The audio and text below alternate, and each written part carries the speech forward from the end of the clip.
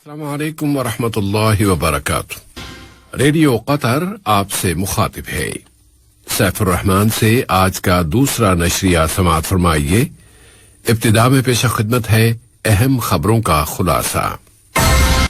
صاحب سمو امیر نے جمہوریہ جیبوتی کے صدر کو دوسری مرتبہ ملک کا صدر منتخب کیے جانے پر مبارکباد دی ہے۔ ملک میں کورونا سے متاثر ہونے والوں کی تعداد میں اضافہ جاری ہے اور اب تک اس بیماری سے شفا پانے والوں کی تعداد 170,787 ہو گئی ہے۔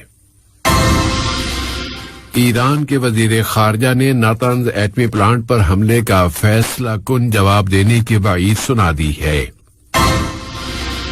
لیبیا کی نئی حکومت اور ترکی کے درمیان قربت اور مفاہمت میں اضافہ ہوا ہے۔ اور یوکرین کا ایک فوجی علیحدگی پسندوں کی فائرنگ سے ہلاک ہو گیا ہے۔ سامعین، یہ تھا اہم خبروں کا خلاصہ، اور اب پیش خدمت ہے ریڈیو قطر سے آج کا دوسرا مفصل نشریہ۔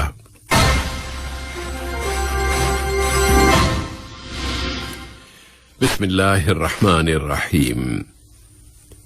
صاحب سمو امیر شیخ تمیم بن حمد آل ثانی نے رمضان کے مبارک مہینے کی آمد پر برادر عربی اور اسلامی ملکوں کے سربراہان و قائدین کے ساتھ مبارکباد کے برقی پیغامات کا تبادلہ کیا ہے، اور بہت سے سربراہان کے ساتھ ٹیلی فون پر رابطوں کے ذریعے بھی ایک دوسرے کو مبارکباد دی گئی ہے۔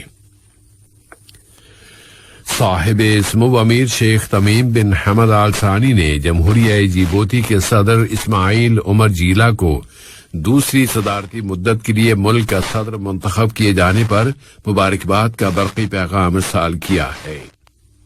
نائب امیر شیخ عبداللہ بن حمد آل ثانی نے بھی جمہوریہ جیبوتی کے صدر اسماعیل عمر جیلا کو دوسری مرتبہ ملک کا صدر منتخب کیے جانے پر مبارکباد دی ہے۔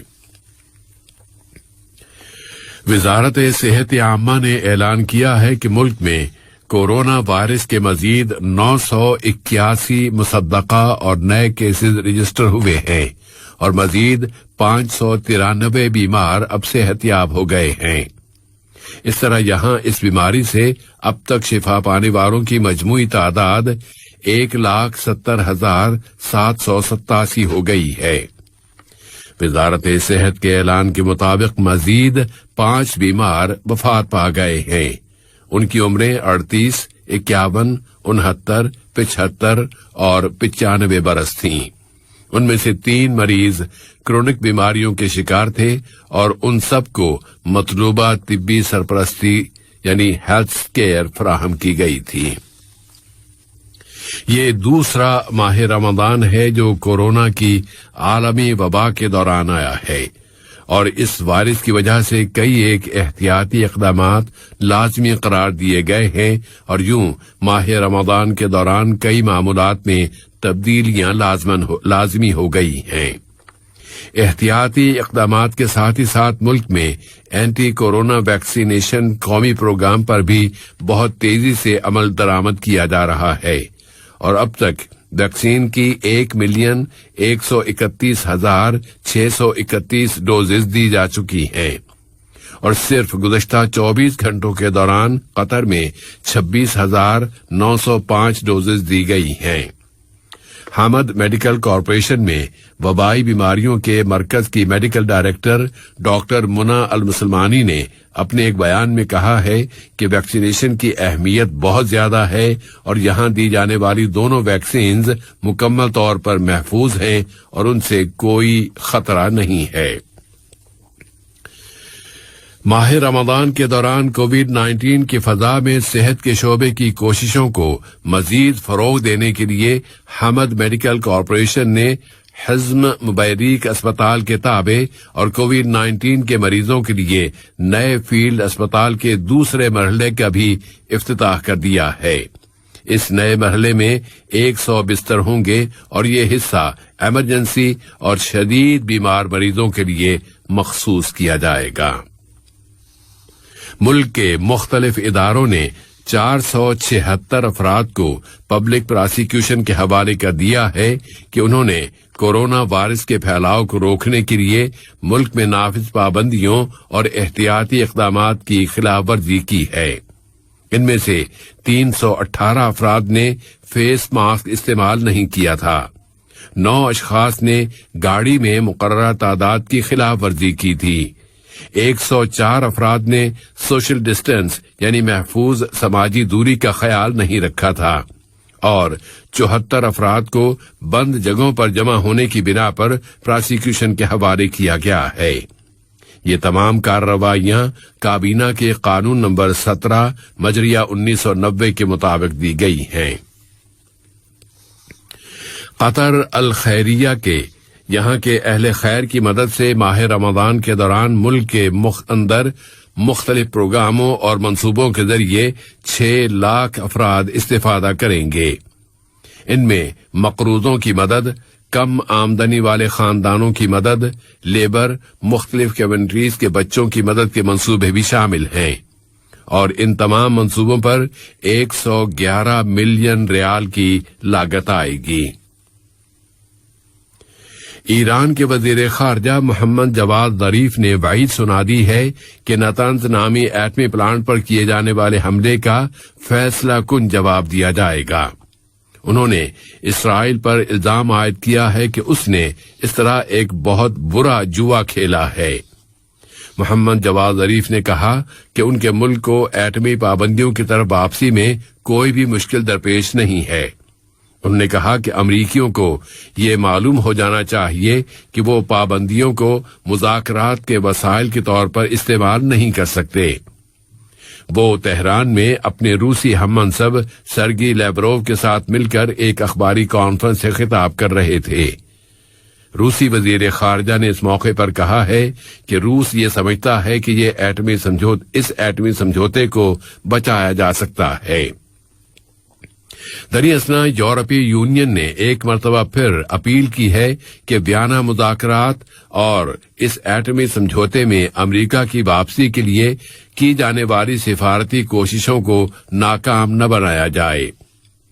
ادھر اسرائیلی وزیر دفاع نے کہا ہے کہ میڈیا کی لیکس کے بارے میں تحقیقات کی جا رہی ہیں کہ ایرانی ایٹمی پلانٹ کو نشانہ بنانے کے بارے میں اسرائیل کی طرف سے خبروں کو چھپا کر رکھنے کی پالیسی کی خلاف ورزی کیوں کی گئی ہے۔ لیبیا سے متعلق خبر یہ ہے کہ ترکی نے الدبیبہ کی حکومت کے ساتھ متعدد مفاہمتی یادداشتوں پر دستخط کیے ہیں، اور صدر اردوان نے اس حکومت سے اپیل کی ہے کہ وہ پورے لیبیا پر اپنی بالادستی اور اس کی خود مختاری کو نافذ کرے۔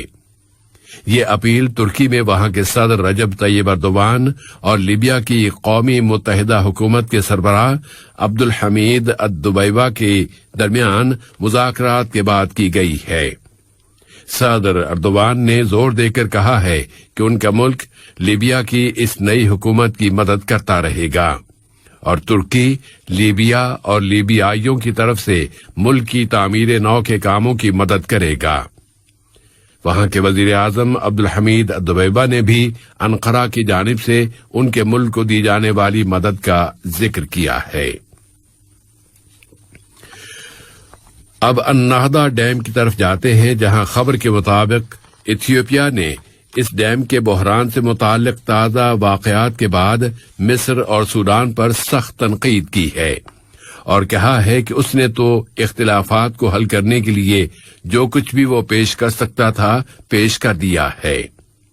ان ملکوں کے ان اختلافات میں لگتا یہ ہے کہ واشنگٹن اب بھی اس ڈیم کے بحران کو حل کرنے کی توقع رکھتا ہے۔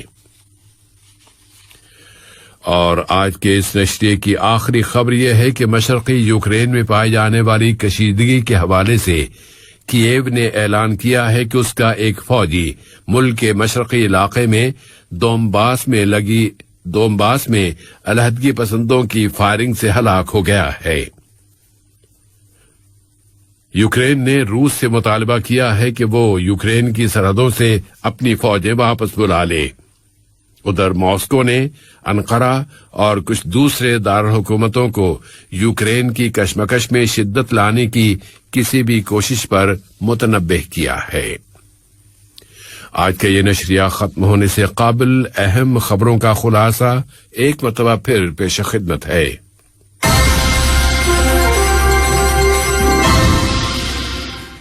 صاحب سمو امیر نے جمہوریہ جیبوتی کے صدر کو دوسری مرتبہ ملک کا صدر منتخب کیے جانے پر مبارکباد دی ہے۔ ملک میں کورونا سے متاثر ہونے والوں کی تعداد میں اضافہ جاری ہے اور اب تک اس بیماری سے شفا پانے والوں کی تعداد 1,70,787 ہو گئی ہے۔ ایران کے وزیر خارجہ نے نتنز ایٹمی پلانٹ پر حملے کا فیصلہ کن جواب دینے کی وعید سنا دی ہے۔ لیبیا کی نئی حکومت اور ترکی کے درمیان قربت اور مفاہمت میں اضافہ ہوا ہے، اور یوکرین کا ایک فوجی علیحدگی پسندوں کی فائرنگ سے ہلاک ہو گیا ہے۔ ریڈیو قطر سے آج کا دوسرا نشریہ اپنے اختتام کو پہنچا۔